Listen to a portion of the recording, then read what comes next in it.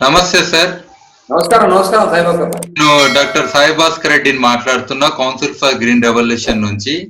మన council for green revolution సంస్థ ఇది 2010లో 22 ఏప్రిల్ కి స్టార్ట్ అయింది సార్. ఇప్పుడు ఈ వచ్చే 22 ఏప్రిల్ కి 10 సంవత్సరాలు పూర్తి చేసుకుంటుంది. దీంట్లో మీరు చాలా ముఖ్య పాత్ర ఉండే, అంటే మీరు దాదాపు అన్ని మీటింగ్లకు కానీ ఇంపార్టెంట్ డెసిషన్ మేకింగ్ వాటికి అన్నిటి కూడా మీరు పార్టిసిపేట్ చేసారు. అందుకు మన చెట్ల ప్రోగ్రామ్ అయితే ఏంది అంటే దాదాపు 35 లక్షల చెట్లు, మరియు మరి గ్రేస్ అనే దాంతో మనం తూర్పు కనుమల పరిరక్షణ గురించి పాటుపడ్డది. అలాగే మరి ఈ యొక్క సస్టైనబుల్ డెవలప్మెంట్ గోల్స్ గురించి ఇక్కడ ఢిల్లీలో వివిధ ప్లేస్లలో మనం మీటింగ్లు చేయడము. ఇంకోటి ఇది ఒకటి అర్త్ సెంటర్స్ అని చెప్పి, దాని ద్వారా అర్త్ లీడర్స్ అని చెప్పి ఈ మధ్యన గ్రామాలలో కూడా మనం వెళ్ళి ప్రతి గ్రామంలో ఒక అర్త్ సెంటర్ ఉండాలని, సో ఇలాంటి వివిధ రకాల కార్యక్రమాలు చేయడం అయింది. లక్షల మందిని మనం ఇన్వాల్వ్ చేయడం అయింది. సో మీరు ఒక దీంతో అసోసియేట్ అయినందుకు మీ ఆలోచన పరంగా మరి సిజిఆర్ ఏ రకంగా ఏ విషయాలల్లో చాలా ముందటికి అద్భుతంగా చేసింది అంటే, లేదంటే చాలా ఒక రోల్ మోడల్ గా ఒక సంస్థగా వేరే వాళ్ళకు కూడా నిదర్శనంగా నిలిచిందని అనుకుంటున్నారు సార్? సిజిఆర్ సంస్థ చాలా, అందులో ముఖ్యంగా లీలా లక్ష్మారెడ్డి గారు ఒక గృహిణిగా ఉన్నటువంటి ఒక లీలా లక్ష్మారెడ్డి గారు ఒక గొప్ప ఒక అంకురం ఆమెలో, ఇది చెయ్యాలి సమాజానికి ఏమని చేయాలనేటువంటి ఒక ఆలోచన. దానికి ప్రొఫెసర్ పురుషోత్తం రెడ్డి సార్ గారు, అదేవిధంగా లక్ష్మారెడ్డి గారు, ఆ తర్వాత మనందరం ఏదైతే టీం ఉందో రావడం, ముఖ్యంగా దిశా నిర్దేశం ఏదైతే లక్ష్మారెడ్డి గారు లీలా లక్ష్మారెడ్డి గారు చేసినారో, ముఖ్యంగా సమయపాలన చాలా గొప్పగా చేసేసారు. సమయపాలన, క్రమశిక్షణ, తర్వాత ప్రాక్టికల్ గా ప్రతి పనిని సైంటిఫిక్ గా వాళ్ళు చెట్లు పెట్టడం వరకే కాదు, పెట్టి మర్చిపోవడం కాదు, మళ్ళా వాటికి ఒక రికార్డు మెయింటైన్ చేసి చాలా ఒక గొప్ప నూతన వరవడికి శ్రీకారం చుట్టారు సిజిఆర్ సంస్థలో లీలా లక్ష్మారెడ్డి గారు కానీ లక్ష్మారెడ్డి గారు కానీ. వాళ్ళిద్దరే ముఖ్యులు సార్. ఇక్కడ మనమంతా సైడ్ పిల్లర్స్, మెయిన్ పిల్లర్స్ వాళ్ళే. వాళ్ళ సమయాన్ని, వాళ్ళ యొక్క ద్రవ్యాన్ని అన్నిటిని కూడా వాళ్ళు ఉపయోగించి వాళ్ళు ఈ తెలంగాణ అంటే సమైక్య రాష్ట్రంలో ఈ యొక్క పర్యావరణం పైన CGR council for green revolution అంటే ఈ యొక్క ప్రకృతిని ఎట్లా కాపాడుకోవాలనే దాంట్లో వాళ్ళు సమాజంలో ప్రజలు ఒకసారి మళ్ళా ఉలికిపడే విధంగా, అయ్యో ఈ చెట్లు పెట్టుకోవడం ఇంత అవసరమా అనే విధంగా వీళ్ళు చెట్ల యొక్క ప్రాముఖ్యతను, తర్వాత ఈ కౌన్సిల్ ఫర్ గ్రీన్ రెవల్యూషన్ చేసినటువంటి ఎన్నో సెమినార్స్ చాలా ఇంపార్టెంట్. అంటే మేధావులని ఆలోచింపజేసే సెమినార్స్ రీజనల్ వైజ్ గా, అంటే విశాఖపట్నం రీజన్ లో, తర్వాత వస్తే ఇక్కడ మన ఇది ఏమంటారు ఇక్కడ గుంటూరు రీజన్ లో, తర్వాత ఒరిస్సాలో మా కళింగ యూనివర్సిటీలో, తిరుపతి యూనివర్సిటీలో, ఇట్లా చాలా ప్లేస్లలో అద్భుతమైనటువంటి, అంటే ఒక ప్లానింగ్ ప్రకారం, అంటే ఏ పని చేయాలన్నా ఒక పని చేయాలనుకున్నప్పుడు ఒక ఒక కార్యాచరణ రూపొందించుకుంటాం. అది చాలా పకడ్బందీగా సిజిఆర్ చేసింది. నేను చూసినటువంటి పరిశోధనలో నేను ప్రతిదీ అబ్జర్వ్ చేస్తుంటా బాగా.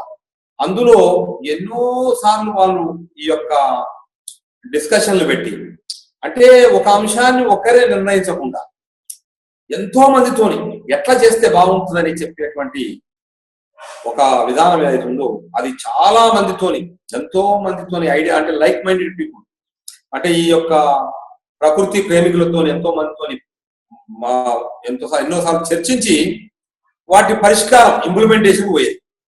అంటే కార్యాచరణ లేకుండా ఇంప్లిమెంటేషన్ ఎప్పుడు పోలేదు సిజిఆర్. కార్యాచరణ, కాంక్రీట్ ప్లానింగ్ తీసుకొని పోయింది. అట్లా చేయడం వల్లనే ఇవాళ రెండు రాష్ట్రాలలో సిజిఆర్ చాలా అద్భుతమైనటువంటి అభివృద్ధిని, అంటే ఒక సమిష్టి అభివృద్ధి అంటాం, అందరినీ కలపడం వల్ల చాలా గొప్ప విషయం ఇది సాయిభాస్కర్ సార్. ఎందుకంటే నేను ఒక్కనే చేస్తుంటే కాలేదా, సంఘంలో ఉన్నప్పుడు సంఘం యొక్క సమిష్టి అది రావాలి. అది వీళ్ళు బాగా సిజిఆర్ నుంచి మా సంస్థ అందరినీ సమిష్టిగా మూవ్మెంట్ చేయడంలో మొట్టమొదటి ప్రథమంగా సక్సెస్ అయిన విజయం సాధించారు. ఆ తర్వాత వాళ్ళు ప్రారంభంలో ఎన్నో ఇబ్బందులు ఒడిదుడుకులు ఎన్నో ఇది అవుతుందా పోతుందా అన్న ఏ కార్యక్రమం మొదలుపెట్టి అట్లే ఉంటుంది. ఇది అయ్యేదా పోయేదా అంటుంటారు అనేటువంటి చాలా మంది ఉంటారు కదా, అక్కడ ఊరు కూడా మోపోయిన అంటాడు కదా సార్, అట్లా ఉంటారు వాళ్ళు. కానీ పట్టు వదలకుండా గట్టి సంకల్పం, అంటే ఎప్పుడే కానీ సంకల్పంలో మనం గట్టి సంకల్పంతో మొదలు పెడితే ఖచ్చితంగా అది విజయం సాధిస్తారని ఆ విధంగా సిజిఆర్ ముఖ్యంగా గ్రేస్ అనేది ఒకటి దిలీప్ రెడ్డి సార్ దానికి చైర్మన్ ఉన్నట్టుంది. గ్రేస్ గుణంగా ఆ యొక్క ఈస్టర్న్ ఘాట్స్ మీద గుణంగా అసలు ఒక ప్రభుత్వాలు చేయాల్సిన పని, అంటే ఆ బుక్ తయారు చేయడం అనేది ఒక డిపార్ట్మెంట్, ఒక కేంద్ర ప్రభుత్వం రాష్ట్ర ప్రభుత్వాలు కూర్చొని కొంతమంది ఆ సబ్జెక్టు నిష్ణాతులైనటువంటి ఒక డిపార్ట్మెంటు ఒక ప్రభుత్వాలే నిర్ణయిస్తే చేసేటువంటి ఒక పుస్తకాన్ని, ఒక అద్భుతమైనటువంటి ఈస్టర్న్ ఘాట్స్ మీద, అక్కడ ఉన్నటువంటి ఈస్టర్న్ ఘాట్స్ లో ఉన్నటువంటి బయోడైవర్సిటీ కానీ, ఎకలాజికల్ సిస్టమ్ కానీ, ఎన్విరాన్మెంట్ కానీ, ఇక A to Z అంటే తూర్పు కనుమల్లో ఉన్నటువంటి మొదటి నుంచి లాస్ట్ వరకు ఉన్నటువంటి విజ్ఞానానికి సంబంధించినటువంటి ఎన్నో ముఖ్యమైన అంశాలన్నిటిగా వాళ్ళ బుక్కుని, దాంట్లో ముఖ్యంగా మన ఉమామహేశ్వర్ రెడ్డి, అందులో ఇంకా ఎవరో ఉండ్రి ఉమామహేశ్వర్ రెడ్డి తులసిరావు సార్ కూడా ఉన్నారు సార్. తులసిరావు సార్, ముఖ్యంగా తులసిరావు సార్ ఆయన ఫారెస్ట్ ఆఫీసర్ గా చేసినా కానీ ఆయన మొత్తం ఆయన ప్రకృతిని ఎప్పటికీ నిరంతరం ఆరాధిస్తూ, ప్రకృతిని ప్రేమిస్తూ తన యొక్క నిరంతరం తన శ్రమంతా ప్రకృతి కోసమే కేటాయిస్తుంటాడు ఆయన. ఎవరు? తులసిరావు సార్. అట్లా ఉమామహేశ్వర్ రెడ్డి, మీరు సాయిభాస్కర్ గారు, తర్వాత అదేవిధంగా ప్రొఫెసర్ పురుషోత్తం రెడ్డి సారు, తర్వాత లక్ష్మారెడ్డి గారు, వీళ్ళందరూ ఒక టీమ్ గా ఉండి అంటే బుక్ తయారు చేయడంలో ముఖ్యంగా ఉమామహేశ్వర్ రెడ్డి, తులసిరావు సారు, ఇక అమ్మాయి ఉండే కదా కంప్యూటర్ లో చేస్తుండే, చాలా మంది వాళ్ళు చాలా కాంట్రిబ్యూషన్ చేశారు సార్. ఇలా మీరందరూ చేయడం వల్ల అంటే ఒక చిన్నగా స్టార్ట్ అయినటువంటి CGR council for green revolution, దాని తర్వాత గ్రేస్ అనేది నాకు యాదకుంది. నిజాం క్లబ్ లో జస్టిస్ సుభాష్ రెడ్డి సారు సాయంత్రం పూట ఈవినింగ్ టైంలో ఆడ కూర్చున్నాం అందరం. అప్పుడే ఇట్లా అనుకుంటున్నామనే దిలీప్ రెడ్డి గారు దానికి గ్రేస్ అని పేరు పెట్టాడు. అవునా? శ్రీశైలంలో అంకురార్పణ అయింది సార్. ఒక పేరు శ్రీశైలంలో మనము ఫస్ట్ వెళ్ళినప్పుడు అక్కడ కూర్చొని మన ఎలక్ట్రిసిటీ డిపార్ట్మెంట్ ఉంటది కదా అక్కడ, అవును డిస్కషన్ అయిన ఉండే రాత్రి పూట చాలా లేట్ నైట్ వరకు, చాలా చర్చలైనా కానీ ఆ రోజు అక్కడ మన గ్రేస్ అనే పదం వచ్చింది, Greens Alliance for Conservation of Eastern Ghats అని. ఎందుకంటే ఇందులో అందరినీ కలుపుకొని పోవాలి, ఇది ఒక్కరిది కాదు. ఈస్టర్న్ ఘాట్స్ అనేది 5 రాష్ట్రాలకు సంబంధించిన విషయము. గవర్నమెంట్లు, సంస్థలు, వ్యక్తులు చాలా మంది ఉంటారు అనే ఆలోచనతోటి అలయన్స్ అని కూడా పేరు పెట్టడం అయింది. అంటే ఇది హైదరాబాద్ లో స్టార్ట్ అయినా 2 రాష్ట్రాలని పూర్తి చేసుకొని అంటే కేంద్ర ప్రభుత్వం అనుగుణంగా ఈ యొక్క సిజిఆర్ గ్రేస్ 2 వెళ్ళిపోవడం అనేది ఇది మన కృషి, సిజిఆర్ యొక్క కృషి, గ్రేస్ యొక్క కృషి అభినందనీయం. ఎందుకంటే ఏదో మనం సంస్థ పెట్టినాం, 4 చెట్లు పెట్టినాం, ఇక్కడికి మన బాధ్యత అయిపోయింది అని అనుకోలే. ఇది అనుకున్న ఫలితాలు వచ్చేంత వరకు మనం ఆగొద్దు అని చెప్పి వాళ్ళ యొక్క పట్టుదల కృషి ఏదైతే ఉందో, తర్వాత ఇది సమిష్టికి ఇప్పుడు ఈ సిజిఆర్ వల్ల మొత్తం ప్రజలకు, సమిష్టి ప్రజలకు ఈ ఉపయోగపడాలని చెప్పి, గ్రేస్ వలనంగా సమిష్టి ప్రజలకు ఉపయోగాలు జరగాలని కదా.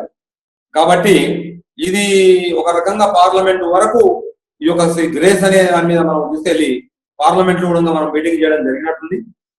కాబట్టి ఈ 10 ఏళ్లలో నేను అనుకుంటే ఏం సార్ అంటే సాయిభాస్కర్ గారు, మనం 20 సంవత్సరాలు ఉన్నటువంటి సాధించాల్సినటువంటి మనం ఏదైతే ఫలితాలు ఉన్నాయో, అంటే మనం ప్రజలకు పోవడం, గ్రామాలకు పోవడం, నగరాలకు పోవడం, తర్వాత రాష్ట్ర స్థాయిలో, దేశ స్థాయిలో పోవడం, దీన్ని ప్రచారం అంటే ఈ ప్రకృతి అనేది అవసరం ఎందుకు, చెట్ల యొక్క అవసరం ఏమిటి, ఆవశ్యకత అని చెప్పడం, దానికి మిగతా వాటికి ఉన్నటువంటి సంబంధాలని మనం ఎంతో మంది మేధావులు వచ్చి మాట్లాడడం, ఇది నేను అనుకుంటా 20 సంవత్సరాల సాధించాల్సినటువంటి ఒక అభివృద్ధిని, ఒక పురోగతిని, ఒక లక్ష్య సాధనలో లక్ష్యాన్ని చేరుకోవడం నేను అనుకుంటా 10 సంవత్సరాల్లో సిజిఆర్ గ్రేసు చాలా గొప్పగా 100/100 మార్క్స్ సాధించినట్టే సార్.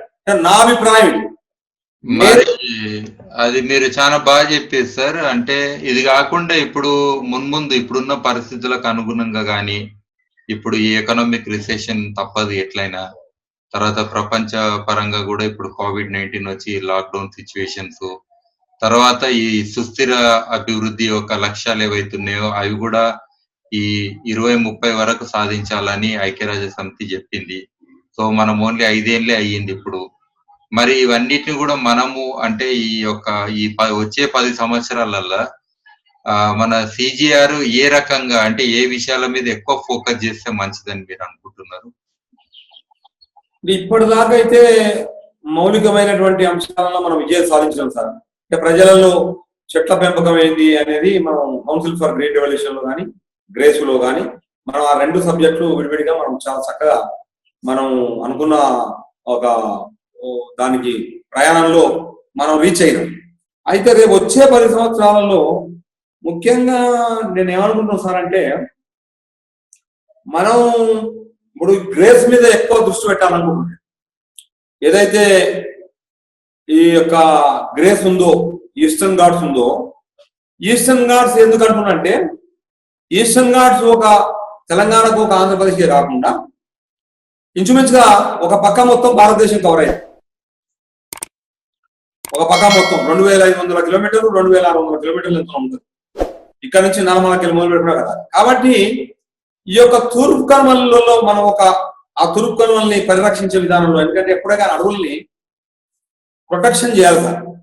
అడవుల్ని ఎప్పుడే కానీ ఒక విధ్వంసం జరుగుతున్నప్పుడు ఆ విధ్వంసం జరగకుండా మనం చట్టపరంగా కానీ, లేదంటే ప్రజలు స్వచ్ఛందంగా ఆ ఈస్టర్న్ ఘాట్స్ వెంట ఉన్న గ్రామాలు, ఇప్పుడు 5 రాష్ట్రాలు ఉన్నాయి సార్ మీరు అన్నారు.